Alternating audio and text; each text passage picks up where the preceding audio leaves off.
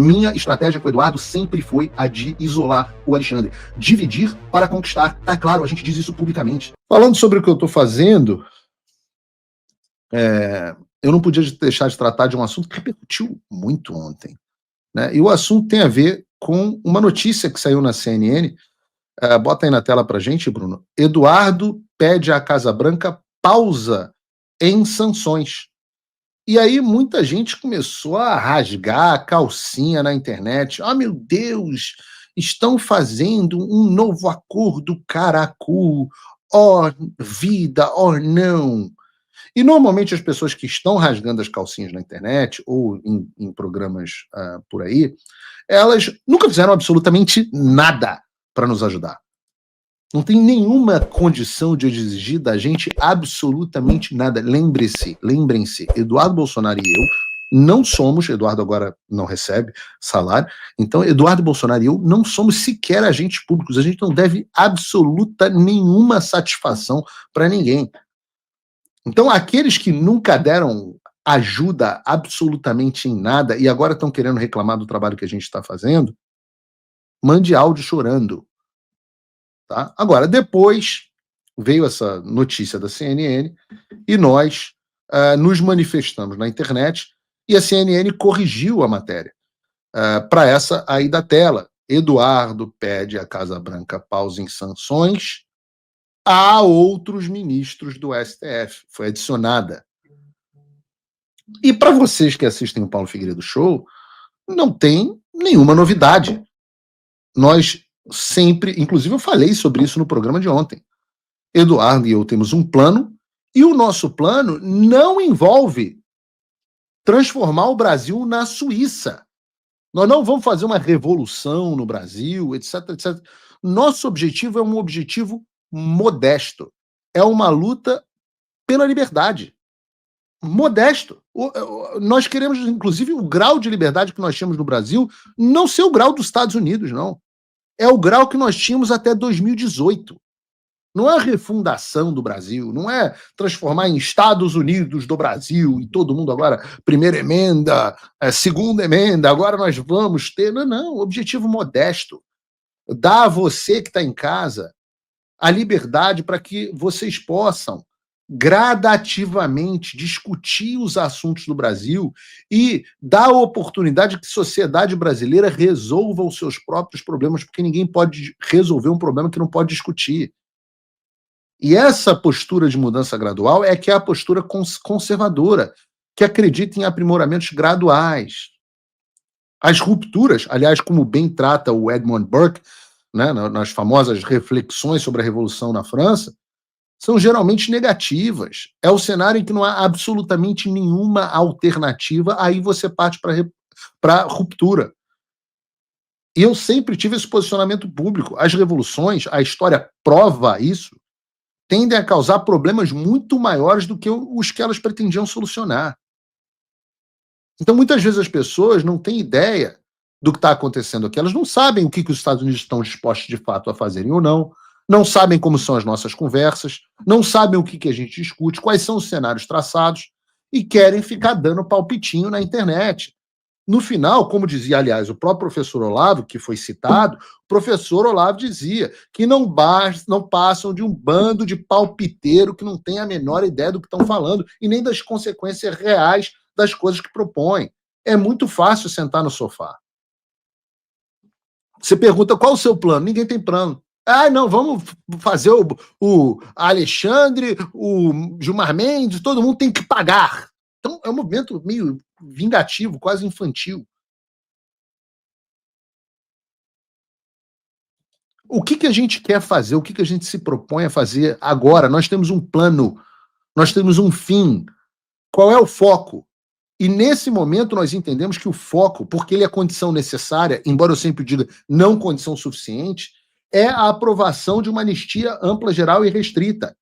Esse é o primeiro passo para que a gente possa caminhar na discussão que nós queremos. Não é a solução. Não é a solução para o Brasil, mas é pelo menos a restituição das nossas liberdades mínimas. É o primeiro passo para a gente caminhar na direção que a gente quer. Porque a anistia não faz somente justiça e libera as pessoas que estão sendo perseguidas, algo como 5.000 pessoas que são investigadas de alguma forma nesse inquérito do STF, mas também libera milhões de pessoas que não se manifestam porque hoje têm medo de entrar nos inquéritos. Quantos jornalistas falam, não, Paulo, a gente não pode falar isso por causa do Alexandre de Moraes, porque a gente mora no Brasil. Vocês viram o David Agape agora e o Eli falando sobre o medo que eles têm. Quando a anistia for decretada, os inquéritos forem extintos, as pessoas vão poder voltar a falar sem medo. E a verdade é essa. Muita gente hoje não fala porque tem medo. Cadê o Guilherme Fiuza? Grande nome do jornalismo. Não pode falar. Então a anistia é o primeiro passo. A anistia também recupera o capital político do bolsonarismo. E o Centrão sempre vai para o lado que tem mais chances de vitória eleitoral.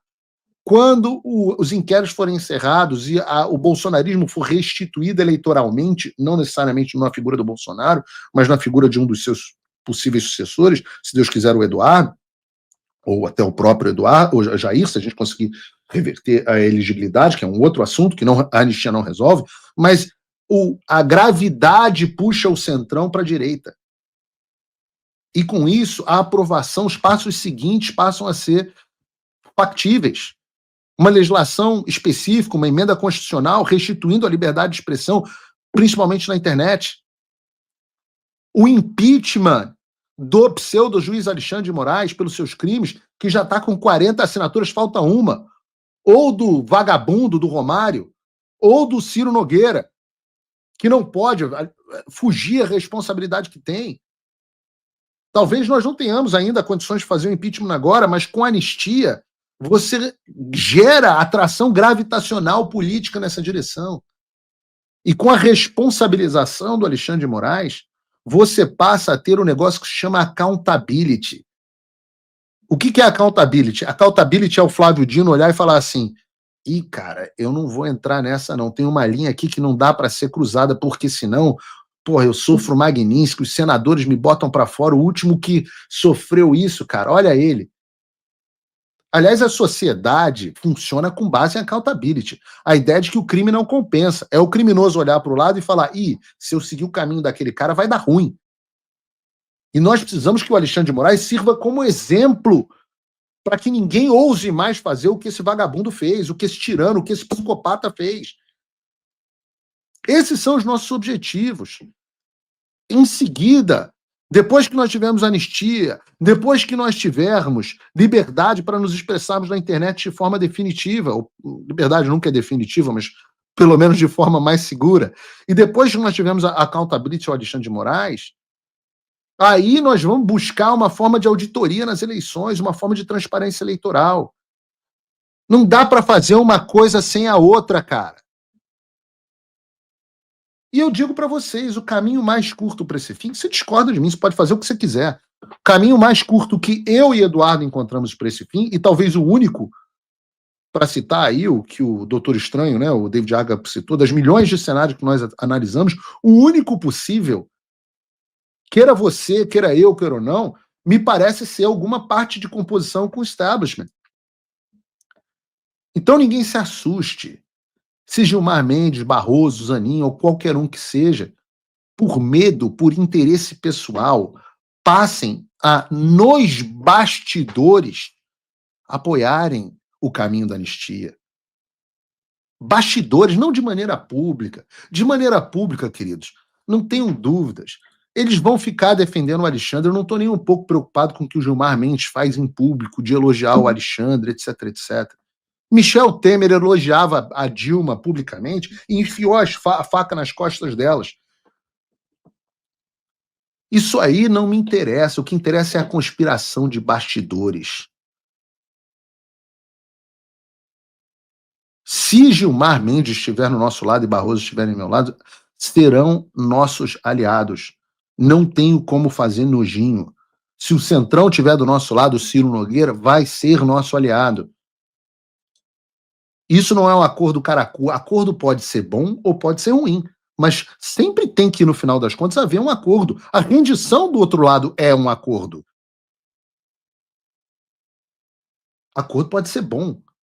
Você vai me dizer que um acordo que dê anistia ao Brasil é caracu? Bom, então eu quero esse acordo. E eu não tenho dúvidas. Se essas pessoas começarem a defender a anistia, estiverem dispostas a vender o Alexandre de Moraes, vão ser, sim, preservados. Minha estratégia com o Eduardo sempre foi a de isolar o Alexandre. Dividir para conquistar. Tá claro, a gente diz isso publicamente.